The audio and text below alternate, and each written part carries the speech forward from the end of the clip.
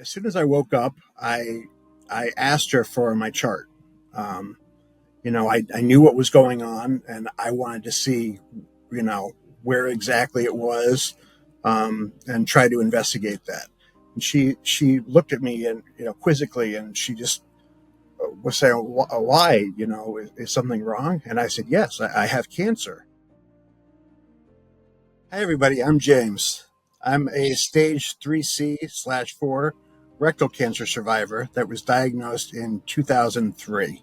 It was an eye opening experience. It gave me many insights into my life. And in some ways, I know this may sound strange, but in some ways it was a blessing. And in many ways it was a curse.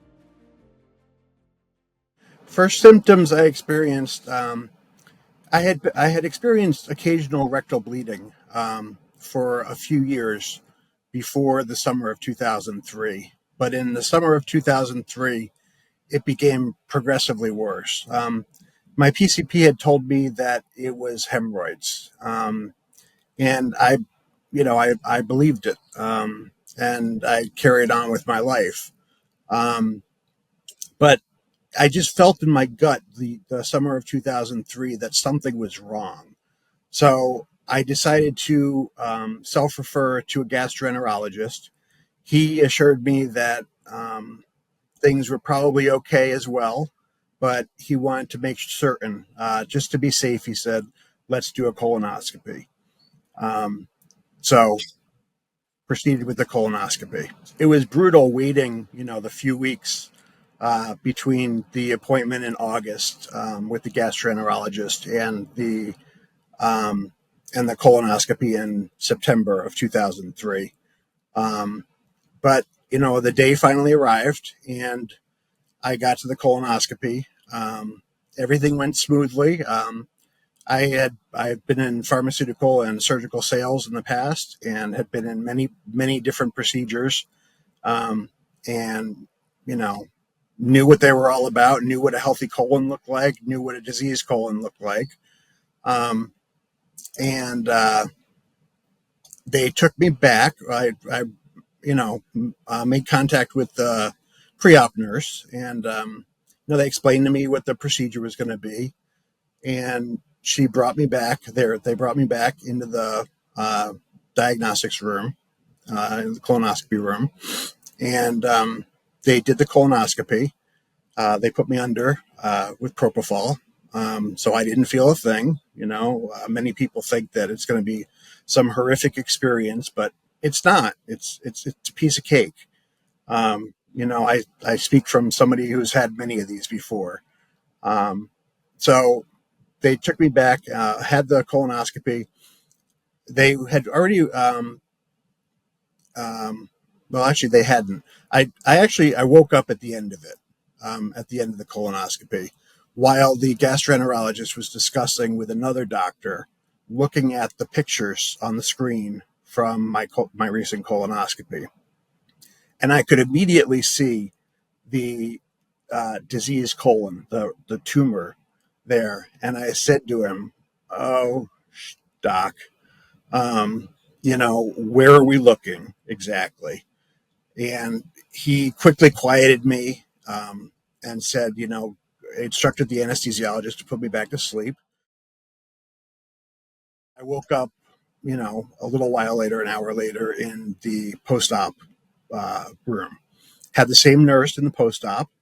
Um, as soon as I woke up, I asked her for my chart. Um, I knew what was going on, and I wanted to see, where exactly it was, and try to investigate that. And she looked at me and quizzically, and she just was saying, "Why? Is something wrong?" And I said, "Yes, I have cancer. I have rectal cancer." And she immediately burst out crying. Had never had this experience with nurses before, but this just shows you, the human side of things. We had developed a rapport in pre-op. She assured me everything was going to be okay too. And then in post-op, here I am. I found myself consoling the nurse, after hearing about my rectal cancer diagnosis. I told her everything's going to be okay. Don't worry. We'll get this settled and let's contact the doctor. So she did page the doctor. I got to speak with him on the phone.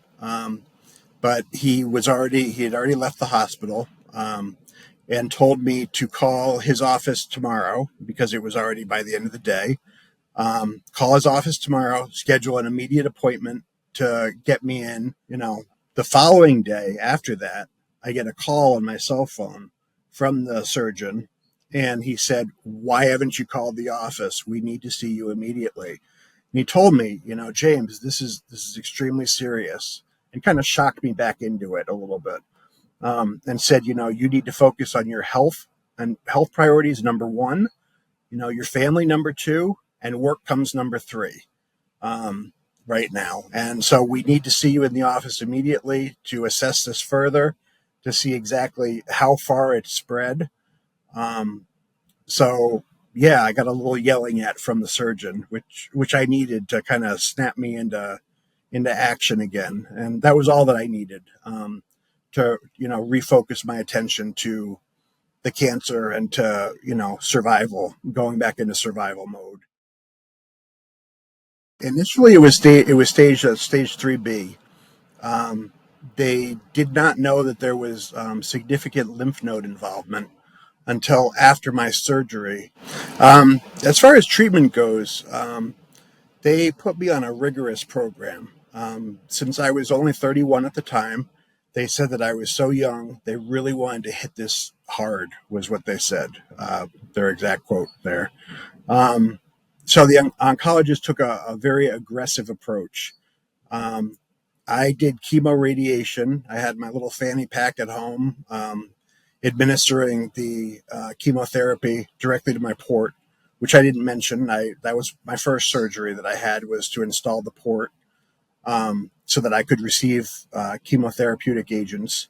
The port, goes in your chest, and it has a line. It runs directly to your jugular vein and right down to within your heart, to get the best pump, to get that chemotherapeutic agent through your body and to pick up any stray cancers. Um, so I had the fanny pack. I also had to go in for infusions of chemotherapy as well. Like I said, they were hitting me heavy with it. Um, and then I had to do daily radiation sessions. The radiation sessions were quite taxing. They were easier in the beginning, but they became troublesome, towards the end, where I received burns all over my pelvic region and buttocks, um, and it was a lot. I was becoming sicker from the chemotherapy, um, and uh, and it became to the point where I didn't want to take them anymore. But I finished, the complete cycle of the chemo radiation, um, and and then I went into surgeries, after that. They wanted to hold off on administering any additional chemotherapy until after the surgery, knowing full well that they had intended to, give me that adjuvant chemotherapy. My first major surgery was in January, as I said, January 2nd. That was supposed to be a 7.5 hour low anterior resection surgery. When they got in there, they found that the rectal tumor was actually lower than what they had seen on imaging. Um, so the male pelvis is much more narrow than the female pelvis, and the stapling devices that they were using at the time were larger. And normally they staple off the colon and to remove the diseased tissue, make sure that there are full margins in between. And it's what's called a low anterior resection surgery. Um, Unfortunately, he was unable to do that because my pelvis was more narrow than someone else's. So he had to convert to a coloanal pull-through surgery, which ended up being a 10.5 hour surgery, where he had to hand sew um, my my sigmoid colon that he brought down, um, and almost create a cuff on the rectum, to fashion a new rectum out of the sigmoid colon. Um, so that was my first major surgery. I had a temporary ileostomy associated with that. Um, an ileostomy is where they take the ileum, the part of the small intestine, and they route that out. So it doesn't go through. No food goes through your large intestine at all. Um, it tends to be more acidic. So experiencing the ileostomy, you get burns on around the ileostomy site. And it's something that if you can avoid it, long term, they don't want to keep that. Um, he was able to save my rectum with the coloanal pull through. I had significant difficulty recovering from the initial surgery due to all the radiation therapy I had received. Um, that kind of made my insides like rubber, um, and just made healing a lot more difficult. I had suture pus pockets, and the incision would break open and spew all this fluid and nasty stuff that I won't talk about. You know, um, but that was the first surgery. Second surgery, we attempted to reverse the ileostomy and reconnect me. Um, the surgery went well. That was about 3 months later. Um, Surgery went well, but I found after a few months going through this, and then ultimately 6 months later, I elected to go in for a permanent colostomy. Um, Things just were not functioning properly. I couldn't get them to work right. I was having accidents. I lost, rectal control. I developed scar tissue in my rectum so much that it was like, you know, um, couldn't get things to move through there. So it was really a, you know, a, quality of life living type situation where I would have a better quality of life having a colostomy bag. So I made the difficult decision, and in September I went in for a colostomy, for a permanent colostomy. Um, all this time, mind you, they hadn't put me back on the adjuvant chemo, because I was having so much difficulty recovering from the chemo radiation that they had put me through initially, and just having my body heal. So they had put that off until after the permanent colostomy, um, and then I went in for adjuvant chemotherapy. Getting used to permanent colostomy was very difficult at first. Especially even the ileostomy was very difficult at first. I there were times when it would leak and I would need a nurse, and no nurse was available to help me change it, and I felt like I was on my own trying to do it. On top of that, I found I was unable to urinate after they removed the indwelling catheter. Um, so I had to teach myself how to self-catheterize, um, which I still have to do to this day, 21 years later. So, getting used to the getting used to the colostomy, um, it was a lifestyle change. I mean, it was difficult at first. You get out of the shower with this cold bag on you. It feels like a wet cat or something hanging off of you. Um, not that I had to shower with the bag on, but you can swim with the bag, you can shower with the bag, you can do everything that you would normally do without the bag. Um, you just want to be cautious not to bump into it, or in the car I have the an attachment on the seatbelt that just has a little padding in case I get into a crash, so I don't shift that colostomy if I'm ever injured. Um, But yeah, getting used to the colostomy was difficult at first, but it was a relief almost from what I had to go through for those months trying to, get my digestive system to empty, and being worried about eating more, because then more would be produced and I would have a problem getting that out. And having to liquefy the contents and all that, with enemas and that sort of thing. So it was, you know, it was a relief in many ways, but it was a major lifestyle change. I mean, you know, um, for me, it just it it's not something that's like, people should be afraid of. A colostomy is something that you definitely get used to, and it's something that's fully manageable, and it saved my life. So I would fully recommend anybody who's in that predicament, don't be scared about getting a colostomy if you have to have one.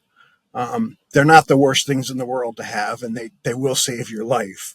um, would I prefer that they had been able to reconnect me and that everything worked perfectly? Sure, but life doesn't always work out that way, so it is what it is.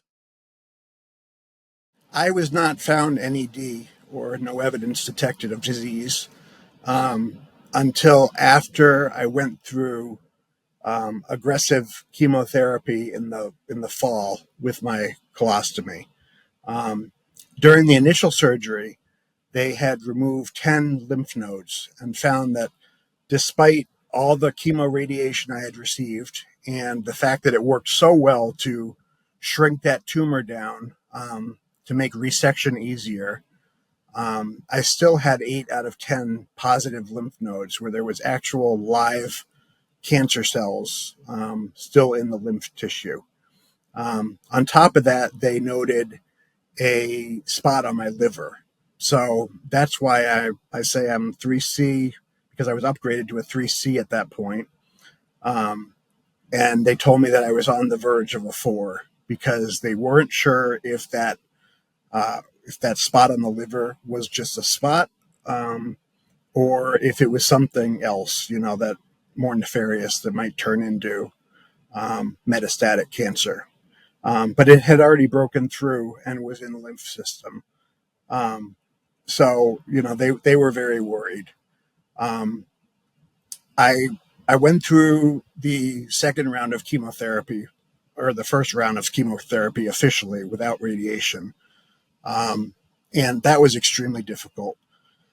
Um, I I went through it for, I want to say, almost 6 months, or 7 months. And then I decided that my body had been through enough, and I made the decision that I was done with it.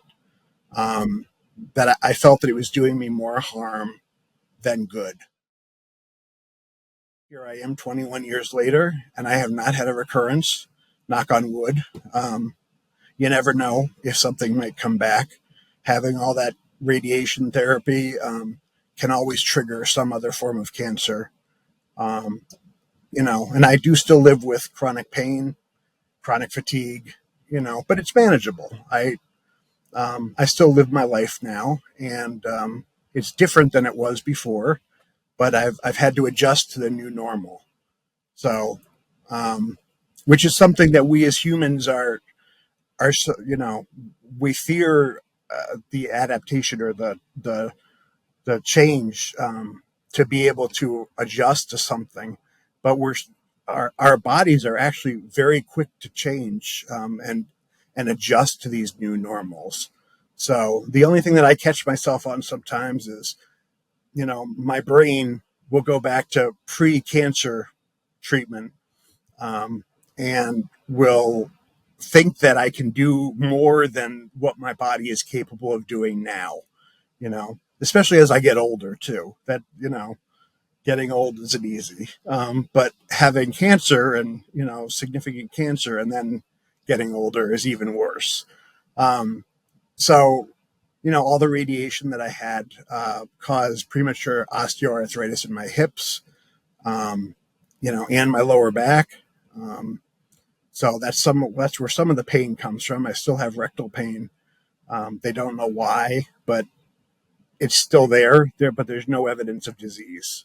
So that's a good thing. But like I said, we adjust to these things, you know. We're very quick to adjust to them as humans. So human beings are very adaptable. I always say that there's five things that you should try to remember if you're diagnosed with cancer. Um, you know, First and foremost, learn to ask for and accept help. That was a huge thing that I had problems with. Um, Being the overachiever, uh, learning to take care of my family, take care of work, take care of everybody else but myself. You need to learn to actually ask for help when you need it. That's extremely important in treating cancer. Second thing is to maintain hope and gratitude. Try to find little pieces of gratitude, in each day, in each half day, in each quarter day, whatever. You know, Pat yourself on the back for getting out of bed. Try to keep positive affirmations on your mirror, to try to remind you. Your brain can do magical things. It leads our body, and a lot of times, we talk very negatively to ourselves, um, and that takes a toll on the body. So try to be as positive and gracious as you can be with yourself, um, and also stay active as much as you can. It's extremely difficult to do that, as you're in pain and you don't want to move. But it's important to try to keep active through this so that you keep going.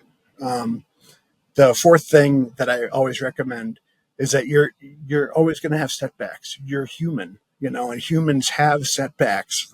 That's what we do. We learn from our mistakes and we move on, but we're incredibly adaptable. So remember that, give yourself a break.